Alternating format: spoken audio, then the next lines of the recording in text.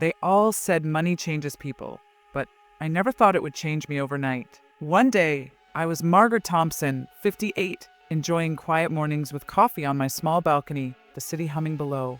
The next, I was the heir to $33 million, and suddenly everyone I'd known my entire life looked at me differently. Friends I trusted for decades started asking questions I wasn't ready to answer. Cousins I barely remembered were offering unsolicited guidance. Even my neighbors, who once waved politely, now smiled with something calculated behind their eyes. I tried to keep living as I always had, but it was impossible. Invitations doubled, advice poured in, and casual conversations felt like veiled tests. Some days I laughed, secretly loving the attention and newfound respect. Other days I felt isolated, questioning if anyone's kindness was real or if I had become a magnet for opportunists. The truth hit me harder than the inheritance itself. Wealth is a mirror. It reflects everything, your choices, your fears, and the people around you. And if you aren't careful, it can distort the ones you love into strangers. If you're watching this, subscribe and let me know where you're from. I want to hear your story. Let me take you back to the morning I opened that letter, the morning everything changed, and the journey that taught me what money really means. Before the unexpected inheritance, Margaret Thompson lived a quiet, structured life in a suburban neighborhood. At 58, she had dedicated herself to a modest career in community education, guiding local programs and mentoring younger adults. Her days were filled with routine, planning workshops, organizing events, and offering advice. But she found joy in the small, tangible ways she could impact the lives around her. Margaret's friendships were steady and reliable, built on decades of shared experiences and mutual support. Family gatherings were warm, familiar, and unremarkable, a comfortable rhythm she had grown to cherish. Despite her calm exterior, Margaret often felt a quiet longing for freedom, a sense that life had more to offer beyond her small world. She had savings, but they were never enough to realize her bigger dreams. Travel, personal projects, or simply indulging in passions she had set aside for others always seemed just out of reach. Her life, though secure, was contained, predictable, and entirely hers, but safe in ways that limited growth. Then came the inheritance. Margaret discovered that a distant relative she barely knew had left her $33 million. The news was surreal, almost unbelievable at first. Suddenly, the possibilities that had seemed distant now shimmered within reach. But with that wealth came new complexities she had never faced, people treating her differently, friends eyeing her with curiosity or envy, family members shifting their expectations and seeking favor. Margaret quickly realized that money could magnify not only opportunity, but human behavior. Some long-standing relationships thrived on authenticity, but others cracked under the weight of wealth. She faced an unexpected emotional turbulence. Trust became a rare commodity, and every gesture or conversation carried unspoken tension. What had once been simple social interactions now demanded careful navigation. Through these challenges, Margaret began to examine herself and her values more deeply. She reflected on her past choices, her relationships, and what truly mattered to her. She discovered a quiet strength in setting boundaries, in learning to say no without guilt, and in understanding that financial freedom could not replace emotional fulfillment. She also started exploring passions and hobbies that she had neglected, from art to travel, learning to embrace life with curiosity and courage. In the months that followed, Margaret's life transformed. The $33 million did not define her, but it illuminated the need for wisdom, patience, and discernment. Her relationships evolved. Some deepened with newfound honesty, while others faded naturally, leaving her surrounded by those who valued her for who she was, not her wealth. Margaret's journey became one of self-discovery, resilience, and the realization that true wealth lies not only in money, but in trust, purpose, and personal fulfillment. This foundation set the stage for the events that would challenge her perceptions of success, human nature, and happiness, and ultimately reveal what it meant to live fully, beyond the allure of wealth. At 58, Margaret Thompson had lived a life that was comfortably ordinary. She worked as a senior librarian in her local town, enjoying the quiet rhythm of her days filled with cataloging books, helping students, and sipping coffee in the sunlit corners of the library. Her social life was modest. Close friends, casual gatherings, and family visits that were familiar, routine, and dependable. Margaret never craved wealth or attention. She found satisfaction in the simplicity of everyday life. Everything changed the day she received the lawyer's call. A distant relative she barely remembered, An uncle she had met only twice in her youth had passed away, leaving her an inheritance of $33 million. At first, the words felt surreal, almost absurd. $33 million. Money that could erase mortgages, fund dreams, and transform her existence in ways she had never imagined. Her first instinct was disbelief, followed by cautious excitement, then a growing sense of responsibility. Margaret knew her life was about to pivot in ways she couldn't yet comprehend. She celebrated quietly at first, enjoying the rare moment of personal triumph. But it didn't take long for the ripple effects to appear. Friends who had once casually met for coffee now arrived with subtle smiles, probing questions, and eyes that lingered too long. Family members who had ignored her calls for years suddenly found reasons to visit, offering guidance on financial decisions and gently nudging her toward investments and property deals. Conversations were no longer lighthearted. They were weighted with expectation, suggestion, and sometimes veiled judgment. Margaret began noticing the change in tone, the subtle shift in intentions, and the growing tension she felt with everyone around her. The biggest shock came from within herself. For the first time, she questioned the motives of those she had trusted for decades. Were they celebrating her, or were they drawn by her newfound wealth? Trust, once unshakable, now felt fragile. Margaret grappled with the isolation that money had created. Even familiar faces seemed distant. Every invitation, every compliment, every request carried an undercurrent she hadn't encountered before. It was a lonely realization. Wealth had the power to reshape relationships almost overnight. Yet, amidst the confusion, Margaret also discovered opportunity. She could finally pursue long-held dreams, traveling to countries she had only read about, donating to causes she believed in, exploring creative projects, and embracing the freedom that financial security offered. But she realized that true fulfillment would require careful navigation, balancing generosity with discernment, openness with caution, and her personal values with expectations of those now orbiting her life. In this delicate balance between newfound fortune and human connection, Margaret's journey truly began. It was not just about the money. It was about discovering who she could trust, how she could live authentically, and what it meant to cultivate relationships and happiness that were untouched by wealth. The inheritance had altered her world, but the real test lay in mastering the invisible forces of loyalty, sincerity, and personal integrity in a world that suddenly treated her differently. The weeks after inheriting $33 million weren't all glamorous. At first, Margaret tried to embrace her new life with optimism, booking trips, exploring luxurious purchases, and sharing small amounts with family and friends. But the joy she had imagined quickly became tangled with tension and disappointment. The people she trusted most, the ones she had counted on for decades, began acting differently. Friends who had been supportive suddenly asked for loans, favors, or insider advice, often under the guise of care or concern. Family members approached with expectations and subtle pressure, reminding her of what was best for her or how she should manage her wealth. Margaret felt suffocated by their unsolicited guidance and hidden motives. Each encounter chipped away at her sense of security.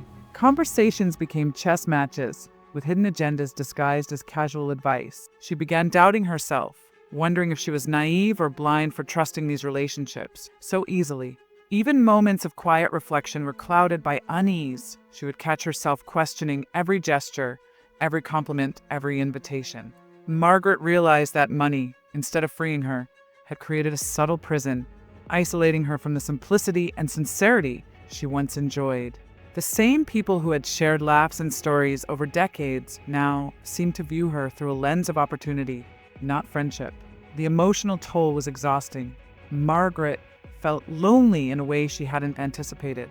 Trust, once instinctive and effortless, became calculated and cautious. She hesitated to call old friends or answer family messages, fearful of being manipulated or drained. Her nights were restless, filled with internal debates about who truly cared for her and who only cared for her wealth. Even her small, everyday joys, reading a favorite book, walking through the park, or sipping coffee in the morning sunlight, felt tinged with anxiety. The wealth she had hoped would bring happiness instead amplified her awareness of human complexity, greed, and insecurity. Yet, amidst this emotional turbulence, Margaret began to understand the first crucial lesson of her new life: discernment. She learned to differentiate between those who genuinely wished her well and those whose intentions were self-serving. She started keeping careful boundaries, politely declining requests that made her uncomfortable and prioritizing time with those whose presence was unconditional. Slowly, she rebuilt her inner strength, recognizing that wealth could be both a tool and a test. It could reveal true character, illuminate hidden motives, and teach her resilience in ways money alone could not. By the end of this period, Margaret had entered a phase of reflection and self-discovery. She understood that emotional vulnerability was not weakness, but a guide, a way to navigate the delicate balance between generosity and self-preservation. She began to redefine her relationships, placing value on sincerity over convenience, love over expectation, and trust over appearances. Though the fall had been painful, it was also formative. Margaret realized that the real journey of her inheritance was not measured in dollars, but in wisdom, emotional strength, and the ability to navigate human complexity while remaining true to herself. Margaret's turning point came unexpectedly during a quiet Sunday afternoon at her favorite cafe. She had been reflecting on the last few weeks, the tension with friends, the subtle manipulations, the constant weighing of intentions. As she sipped her coffee, she noticed a young woman at a nearby table struggling to organize papers for what looked like a small business plan. Margaret's instincts, long honed through years of careful observation and life experience, recognized both the potential and the struggle in the woman's work. Without overthinking, she offered a few suggestions, quietly pointing out ways to streamline the financial projections and strengthen the presentation. The woman's face lit up with gratitude, and she shared her ambitions with Margaret, a small community initiative designed to provide education and resources to underprivileged youth. Listening to her, Margaret felt a surge of purpose and clarity that had been absent since the inheritance. For the first time since receiving the $33 million, her attention shifted from suspicion and anxiety to impact and action. She realized that wealth, when guided by intention and empathy, could become a force for good rather than a source of isolation. In helping this young entrepreneur, Margaret discovered a renewed sense of agency. Her resources could empower others while grounding her in authentic, meaningful relationships. Margaret began to experiment with structured generosity. She set aside specific amounts to invest in community projects, mentorship programs, and local initiatives she truly believed in, refusing to let herself be coerced or guilted into haphazard gifts. She developed a clear plan for her wealth. It was a tool to foster growth, learning, and opportunity, not a currency to buy affection or control. With each decision, she grew more confident, establishing boundaries that protected her emotional well-being while allowing her to extend genuine support. It was a delicate balance, but for the first time, Margaret felt in control rather than controlled by others' expectations. Alongside these tangible actions, Margaret also took a step back to evaluate her personal life. She reconnected with friends whose loyalty had proven unwavering, strengthening those relationships with honesty and vulnerability. She distanced herself from individuals whose motives seemed tied solely to her inheritance. Slowly, she built a network of connections that was both genuine and supportive, and she felt a first taste of real, unpressured joy in weeks. This turning point revealed to her that wealth was not inherently isolating. It was the decisions, boundaries, and intentions surrounding it that shaped her experiences. By the end of this period, Margaret had transformed her approach to life. She no longer measured interactions by potential gain or risk. Instead, she evaluated them through authenticity, shared values, and the capacity for mutual respect. The inherited fortune, once a source of tension and fear, had become a platform for personal growth, empowerment, and connection. Margaret understood that true wealth lay not in numbers on a statement, but in the relationships nurtured, the guidance shared, and the impact made. From this moment on, she stepped forward with a renewed sense of purpose, ready to navigate the challenges and opportunities her inheritance had brought, equipped with wisdom, confidence, and emotional clarity. The climax arrived when Margaret decided to host a gathering that would test everything she had learned: her boundaries, her judgment, and her ability to balance wealth with meaningful connection. She invited friends, family, and a few trusted community partners, but with a clear intention: this would be a space to celebrate authenticity, not status or money. The tension in the room was palpable at first. Whispers circulated about her fortune, subtle glances weighed motives, and the air seemed thick with unspoken expectations. Margaret felt the familiar sting of doubt, the old worry that everyone was measuring her worth in dollars rather than character. But this time, she stood firm, guiding the evening with confidence and grace. Margaret began the event by acknowledging the unusual circumstances of her life. She shared her story openly, not to seek validation, but to set a tone of honesty. "I've learned," she said, "that wealth changes the way people see you, but it doesn't have to change who you are. Tonight isn't about my inheritance. It's about what we can create together when trust and purpose guide our actions." Her words carried weight, cutting through the murmurs and drawing attention to what truly mattered: connection, intention, and integrity. The room shifted subtly, the focus moving from her fortune to her vision and the possibilities it represented. The test of her resolve came in the form of her estranged cousin, Sylvia, who arrived with a polished smile and a calculated air, clearly expecting to sway Margaret for personal gain. Sylvia began to maneuver conversations toward her own ambitions, hinting at the advantages she might gain from Margaret's wealth. But Margaret, aware of her own growth, responded with calm assertiveness. She politely redirected the discussion, emphasizing collaborative goals and ethical ventures, making it clear that generosity came with purpose, not manipulation. The tension escalated for a moment, the room holding its collective breath, but Margaret's composure never wavered. She had learned to wield her wealth not as a weapon or a shield, but as a tool to reinforce her values and protect her emotional space. By the evening's end, Margaret witnessed a transformation in the people around her. Those who had initially approached with opportunism began engaging authentically, sharing ideas, stories, and aspirations without expectation of reward. Her trusted friends and the young entrepreneurs she had mentored thrived in this atmosphere of integrity and intentionality. Margaret realized that her wealth was no longer a source of anxiety or division. It was a catalyst for meaningful action and genuine relationships. She had confronted the social dynamics that once threatened to isolate her and emerged stronger, wiser, and more in control of her life than ever before. The climax was not dramatic in the sense of confrontation or spectacle.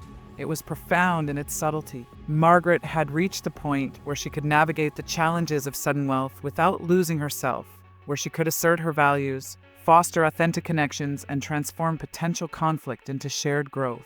In this moment, she fully embraced her new life, balancing fortune with wisdom, and learned that true power lies not in the inheritance itself, but in the clarity, courage, and choices it inspires. The days following the gathering brought a new rhythm to Margaret's life. She noticed subtle shifts in her relationships. Some friends withdrew, unable to reconcile their jealousy or curiosity with her boundaries, while others stepped forward with renewed honesty and support. Margaret had anticipated both reactions, and rather than feeling hurt, she welcomed clarity. For the first time since inheriting the $33 million, she could see who truly valued her for herself, rather than for her bank account. Family dynamics remained delicate. Sylvia, though momentarily humbled, continued to test Margaret's patience, attempting small manipulations and probing for loopholes in her generosity.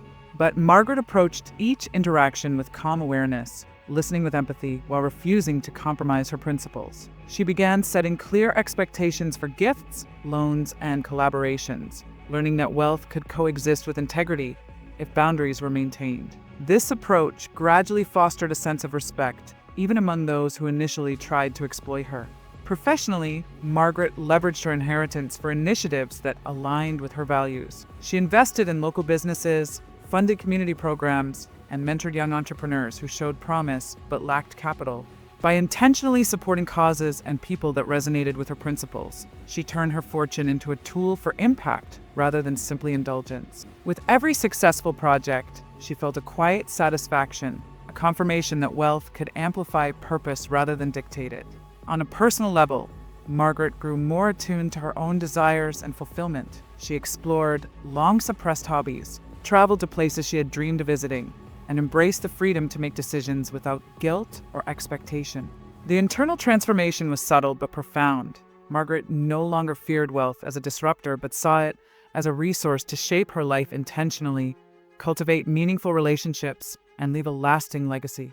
By the end of this period, Margaret had achieved a delicate equilibrium. She had reconciled with the fact that wealth changes social dynamics, but it does not have to corrupt or isolate. Instead, it can clarify intentions, strengthen bonds with those who matter, and empower personal growth.